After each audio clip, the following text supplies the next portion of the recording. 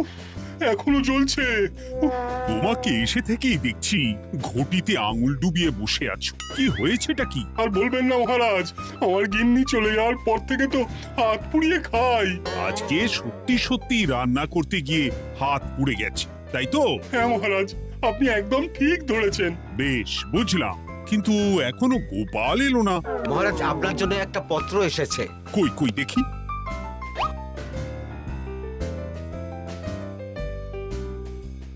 ঠিক আছে, তুমি এখন এসো। কিসের পত্র মহারাজ? দাঁড়াও, আগে গোপাল আসুক, তারপর বলছি। এই তো চলে এসেছি মহারাজ। দেখুন, আজকেও দেরি। আপনি কিছু গোপালকে বলেন না বলে লাই পেয়ে পেয়ে গোপাল আপনার মাথার উপরে উঠে গেছে। আমার নাম কি চুল নাকি যে মাথার উপরে উঠবো? আপনিও পারেন বটে। আমার নিজেরটাকেই চুল নেই। বাদ দাও, শোনো, আমি একটা নিমন্ত্রণ পত্র পেয়েছি। পাহাড়পুর রাজ্যের জমিদার বল্লভ নারায়ণ আমাকে নিমন্ত্রণ করেছেন। এ তো বেশ সুসংবাদ মহারাজ। পাহাড়পুর অপূর্ব সুন্দর রাজ্য, আপনি ঘুরে আসুন মহারাজ। না না না না না, আমি একা যাব না, তোমাকেও যে যেতে হবে। আজ বিকেলেই বেরোবো, তুমি জামা কাপড় গুছিয়ে রেখো। এ আমার পরম সৌভাগ্য মহারাজ। এ কি মহারাজ, গোপাল কেন যাবে?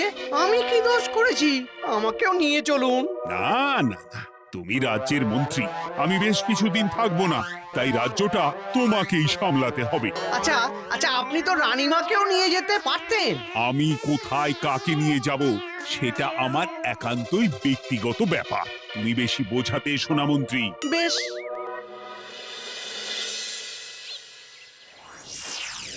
গোপাল গোপাল আর গোপাল, এই গোপালের জন্যে আমাদের কপালটাই মন্দ থেকে গেল। মন্দ না, বলুন বন্ধ থেকে গেল। সব সুযোগ ওই গোপাল পাবে, আর আমাদের বেলা ছাই। আজকেও গোপাল রাজসভায় দেরি করে এলো, তবুও বেটাকে মহারাজ কিছু বললেন না। বলবে কি? উল্টে মহারাজই তো গোপালকে ঘুরতে নিয়ে যাচ্ছেন। পাহাড়পুরে গিয়ে ভালো মন্দ আহার করবে গোপাল, আর আমি রাজ্য পাহারা দেব। হ্যাঁ, ঘেন্না ধরে গেল এই জীবনে। গোপাল যতদিন আছে ততদিন কিন্তু আমরা ওই ফুলে ফেপে উঠতে পারবো না। গোপালের যেন 7 খুন মাফ। আমরা তো বানের জলে ভেসে এসেছি। আপনি তো গোপালকে তাড়ানোর অনেক চেষ্টা করেছেন, কিন্তু কিছুতেই কিছু হয়নি। হবে কি করে? গোপালের একে ওই ক্ষুরোধার বুদ্ধি, তারপর মহারাজের উপর অগাধ বিশ্বাস, দুটো মিলেমিশে এক হয়ে গেছে। মাঝে মাঝে তো মনে হয় বেটাকে মেরেই ফেলি। আমার দু চক্ষের বিষ।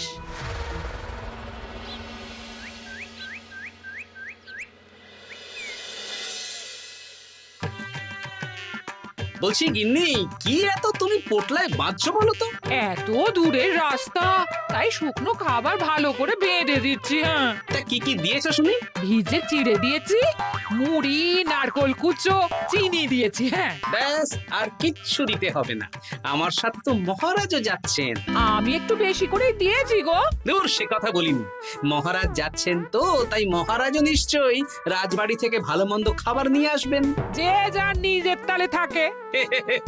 কি আর করবো গিন্নি, উদরকে আদর করে যা সুখ তার অন্য কিছুতে নেই। বেশ বেশ, সাবধানে যেও। হ্যাঁ, তুমিও সাবধানে থেকো কিন্তু। আর নাতনি নাতনিগুলো এলে তাদের জানিয়ে দিও যে দাদু বেশ কিছুদিন থাকবে না। ঠিক আছে গো, ঠিক আছে। সাবধানে যাবেন মহারাজ।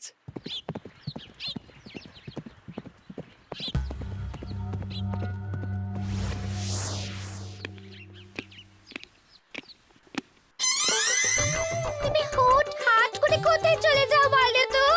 আমি বিকেলে তোমার জন্য মুচমুচে বেগুনি ভেজেছি। সে ঠিক আছে, কিন্তু তোমাকে এখন রান্নাঘরে থাকলে হবে না গিন্নি। ও মা, রাতের খাবার কে করবে শুনি? আমি তো এখন একটু একটু রান্না শিখে গেছি। এখন তোমাকে অন্য কাজ করতে হবে। কি কাজ? শোনো, বুঝতে পেরেছো তো? একদম জলের মতো পরিষ্কার বুঝে গেছি। তাহলে আর দেরি না করে যাও।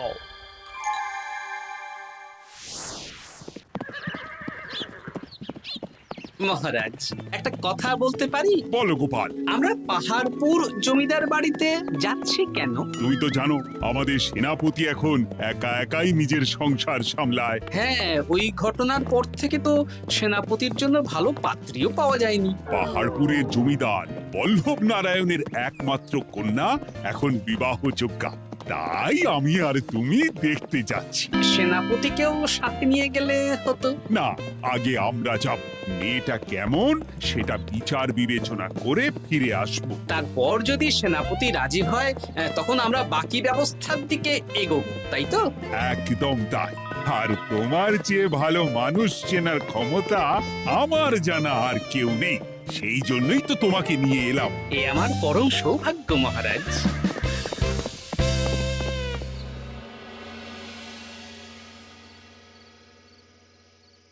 প্রণাম রানীমা। আরে মন্ত্রী গিন্নি যে, বলো বলো। এই কিছু বেগুনি ভেজেছি, তাই আপনার জন্য নিয়ে এলাম রানীমা। সরলা, তুমি ওটা রান্নাঘরে নিয়ে যাও। আচ্ছা রানীমা। ওমা, এই গয়নাটা পরে কি সুন্দর লাগছে আপনাকে। নতুন নিলেন? না না, বছরখানেক আগে বিবাহ বার্ষিকীতে মহারাজ গড়িয়ে দিয়েছিলেন। একটা কথা বলবো রানীমা? বলো না, কি বলবে? আমার মনে হয় আপনাকে আমাদের মহারাজ না আর আগের মতন ভালোবাসেন না। এই কি কথা বলছো তুমি? খোলা চোখে যা মনে হয় তাই বলেছে রানীমা। এই দেখুন না, মহারাজ হঠাৎ পাহাড়পুরে ঘুরতে চলে গেলেন আর আপনাকে নিয়ে গেলেন না। নিশ্চয়ই কোনো কাজ আছে, তাই আমাকে নিয়ে যাননি। ওই তো, এত ছাড় দিয়েছেন বলেই তো পার পেয়ে বসেছে। অপরাধ নেবেন না রানীমা।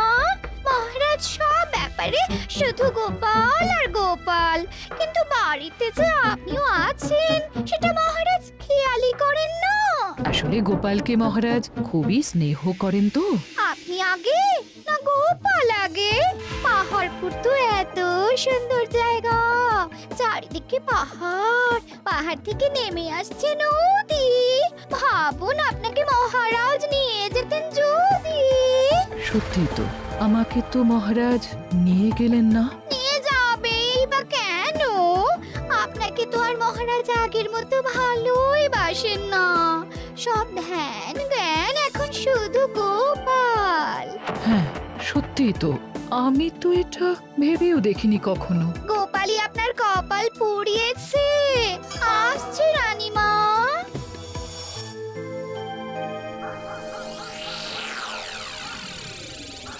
কি গো গিন্নি, আমি যেমন যেমন বলেছি তুমি তেমন তেমন রানীমাকে বুঝিয়েছো তো? হ্যাঁ হ্যাঁ, আমি একেবারে এমন ভাবে কানে পুষ্পন্ত ঢেলেছি, রানীমার কান মাথা সব সব ভরে গেছে। এবার শুধু মাঝে মাঝে ইন্ধন জুগিয়ে যেতে হবে, বুঝলে? তারপরে তোমার পথের কাঁটা ফাঁকা হয়ে যাবে। আর একবার গোপাল সরে গেলেই আর কোনো চিন্তা নেই। দু হাত ভরে রোজগার করবে গো।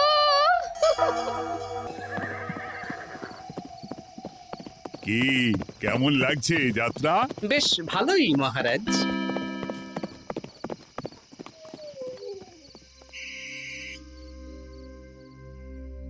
রানীমা, খাবার কি আমি এই ঘরে নিয়ে আসবো? না, আজ আমি কিচ্ছু খাবো না, কিচ্ছু না, খিদে নেই, যাও।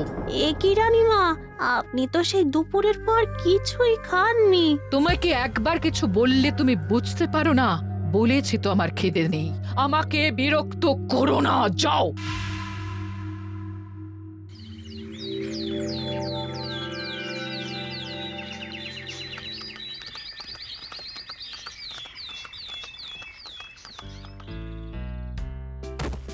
আসুন মহারাজ কৃষ্ণচন্দ্র, আসুন আসুন আসুন।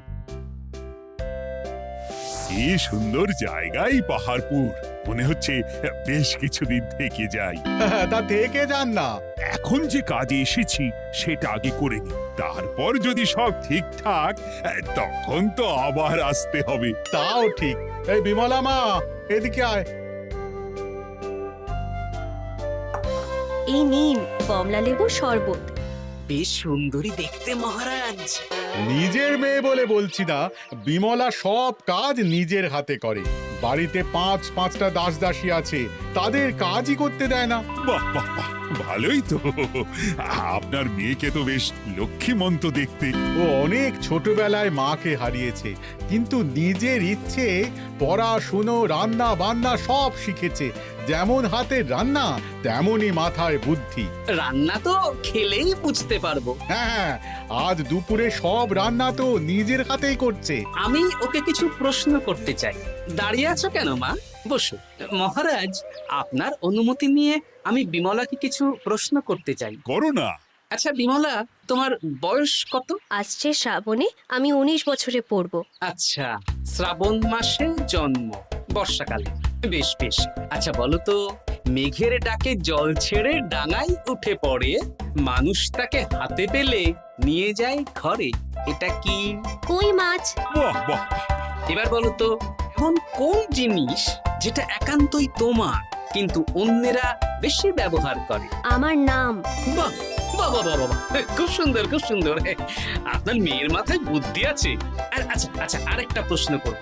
বলো তো, একটা অঙ্ক পরীক্ষায় তোমার বাবা 100-তে 90 পেয়েছে, তুমি 100-তে 100 পেয়েছো, আর আমি 100-তে 95 পেয়েছি।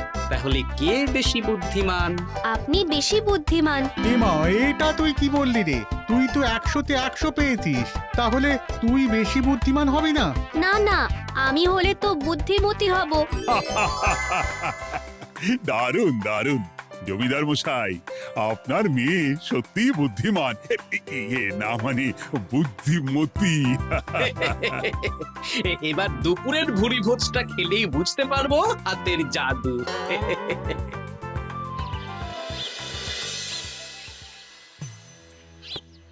রানীমা, বেলা হয়ে গেছে, এভাবে না খেয়ে থাকবেন না, আপনার শরীর খারাপ করবে। তোমাদের মহারাজ আসুক, তারপরে খাবো। যতদূর জানি মহারাজ আগামীকাল সকালে ফিরবেন। বেশ, আমাকে একটু শরবত করে এনে দাও, আর কিছু খাবো না। আচ্ছা রানীমা।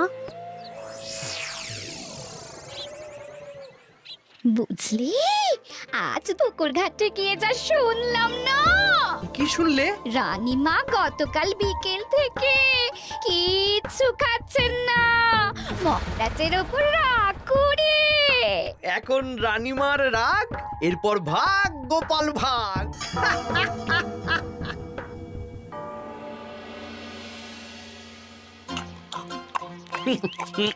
সত্যি বিমলা, তোমার হাতের রান্নার কোনো তুলনা নেই মা। আমাদের সেনাপতি তাহলে আর হাত পুড়িয়ে রান্না করবে না বলছো? সে যদি কর্তাগিন্নিতে রাগারাগি হয় তখন। মা আমার লজ্জা পেয়েছে। তা আপনাদের কোনো আপত্তি নেই তো? কি যে বলেন, আপনার রাজ্যের সেনাপতি বলে কথা। বলছি, বিমলাকে তো আমাদের সেনাপতি দেখলো না, তাহলে? বিমলার একটা তৈলচিত্র আছে, আমি আপনাকে বরং সেটা দেব, আপনি ওনাকে গিয়ে দেখাবেন। সেই ভালো হবে, আমাদের খুব পছন্দ হয়েছে। তাহলে সেনাপতি রাজি হলে আমরা বিবাহের তারিখ চিঠিতে জানিয়ে দেব। আচ্ছা মহারাজ।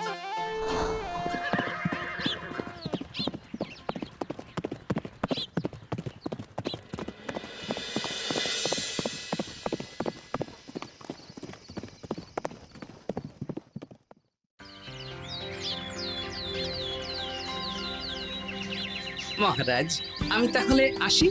যাওয়ার পথে আমি সেনাপতির সাথে কথা বলে নেব। হ্যাঁ হ্যাঁ গোপাল, এসো।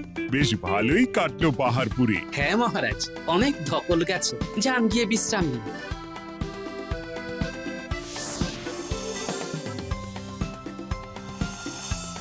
কি সেনাপতি, পছন্দ তো? হ্যাঁ, খুব পছন্দ হয়েছে গোপাল। তোমার চোখ তো দেখছি একেবারে জহুরির চোখ।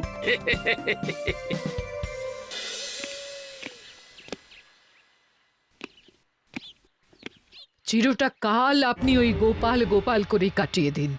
কি হলো? রানীমা গত পরশু থেকে কিচ্ছু খাননি, গতকাল একটু শরবত খেয়েছেন শুধু। কেন, কি হয়েছে? দেখুন মহারাজ, সহ্যের একটা সীমা আছে। আরে, আমার তো কিছুই মাথায় ঢুকছে না। মাথায় শুধু গোপাল থাকলে আমার কথা ঢুকবে কি করে মহারাজ? আপনি আমাকে আর আগের মতো ভালোবাসেন না মহারাজ। এসব কি বলছো রানী? ঠিকই বলছি, আপনি খেয়ালই করেননি যে আমি গলায় আপনার পছন্দের পান্নার হার পরেছি মহারাজ? আরে আমাকে বলার সুযোগ দেবে তো। দেখুন, আপনি পাহাড়পুরে ঘুরতে গেলেন, গোপালকে নিয়ে গেলেন। আমারও মনে হয় কোথাও ঘুরতে যাই মহারাজ। আরে গোপালকে নিয়ে যাওয়ার প্রয়োজন ছিল, তাই নিয়ে গেছি। গোপাল তো আপনার প্রিয়জন, তাই ওকেই আপনার প্রয়োজন। আমি তো কেউ না। দেখো, গোপাল আমার সব বিপদে আপদে পাশে থাকে, তাই ওকে ভরসা করি, সেটা তো তুমি খুব ভালো করে জানো। আজকের পরে হয় গোপাল থাকবে, না হলে আমি থাকবো। না না না, এ হতে পারে না। গোপালকে আমি সরাতে পারবো না, আর কাউকে সরানোর জন্য কোনো কারণ তো চাই। আর কারণ যদি আমি দিয়ে দিই? কি কারণ?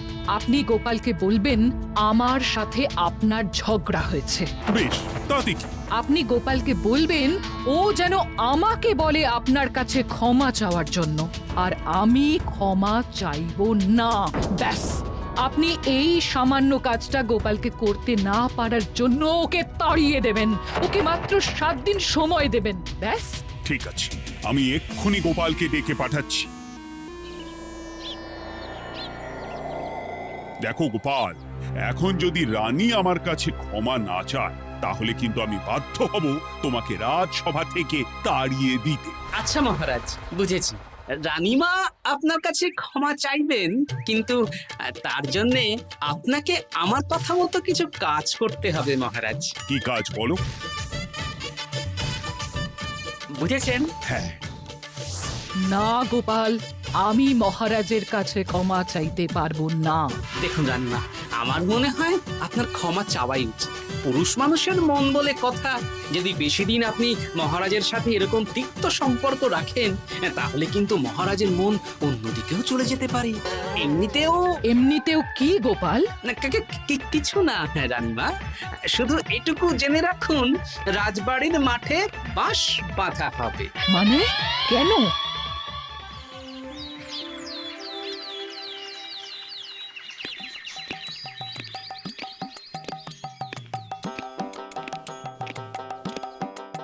আসতে পারি মহারাজ?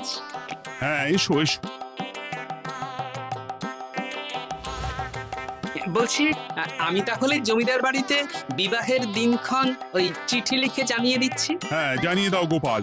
আর কি কি কেনাকাটা করতে হবে সেটার একটা তালিকা বানিয়ে ফেলো। আচ্ছা মহারাজ, মেয়ের শাড়ি আপনি নিজে পছন্দ করে কিনবেন তো? হ্যাঁ, ওই শাড়িওয়ালাকে আজকে দুপুরেই আসতে বলো। আচ্ছা মহারাজ। বিয়ের শাড়ি, কেনাকাটা, এসব কি মহারাজ? সেসব বলা যাবে না রানী, সময় হলে জানতেই পারবে। তবে বিমলাকে অপরূপ সুন্দরী দেখতে, এটুকু বলতে পারি। দেখুন তো মহারাজ, ওই টোপরটা ঠিক আছে কিনা? একদম ঠিক আছে, খুব সুন্দর। শাড়িওয়ালা এক্ষুনি আসছে। আসছি মহারাজ। এসো এসো। তার জন্য শাড়ি লাগবে মহারাজ? রানীমার জন্য? না না, বিমলার জন্যে। বিমলাকে? এক অপরূপা তরুণী, বুদ্ধিমতীও আছে, ধীর স্থির, ঝগড়া করে না। বেশ, অনেক হয়েছে মহারাজ। দোহাই আপনার, আপনি দ্বিতীয় বিয়ে করবেন না।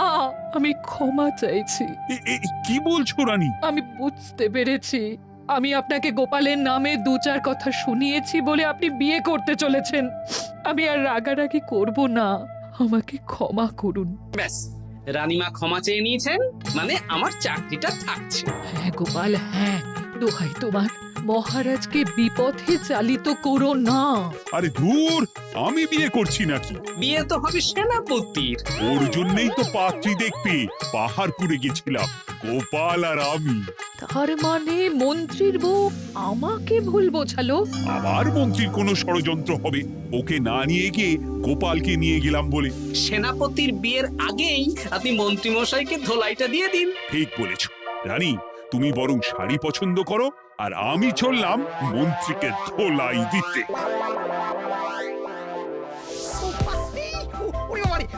তুমি এত নীচ, হ্যাঁ? তোমার গিন্নিকে দিয়ে রানীর কানে বিষ ঢালা। ভুল হয়ে গেছে, ক্ষমা করে দিন। এখন মন্ত্রী মশাই ভ্যাঁ করছেন, কদিন পরে সেনাপতির বিয়েতে পে হবে ছাদনা তলায়।